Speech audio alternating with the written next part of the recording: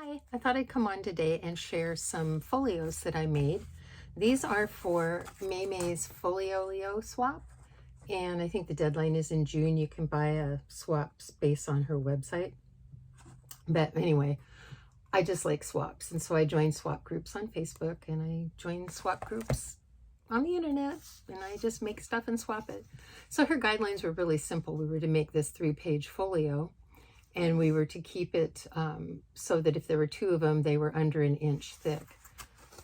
So I made mine too. I made mine using graphic 45 paper. This is Safari. There's the back. It's held together with a magnet. Oops. You see the magnet likes itself. And then there was to have a pocket page and a pull-out. And I put a piece of ephemera from the kit on it, and then, you know, the person could journal. How cute would this be for like a zoo trip or something? And then inside there are 2 tuck spots with mats. And then on the back there's a mat. Put 3 pictures there. And then on the inside there's a matted page, and open it up. There's another page for a picture. Turn it over, and then 3 more pictures can go in there. So I thought that was really cute. I kept it simple so that the recipient could, you know, if they wanted to add more to it, they could add more to it.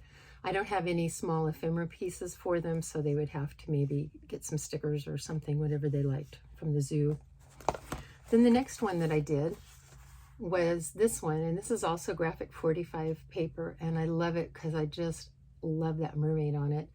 I think this is a redo. They had done this paper a few years back, and then they quit selling it, and now they're selling it again. I think it's called Under the Sea, but I won't swear to it in the court of law.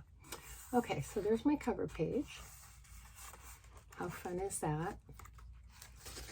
And then this is my pocket page, and I used the mermaid there. I liked her.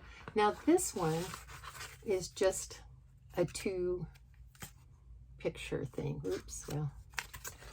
So that's all that one is. And then you open this up,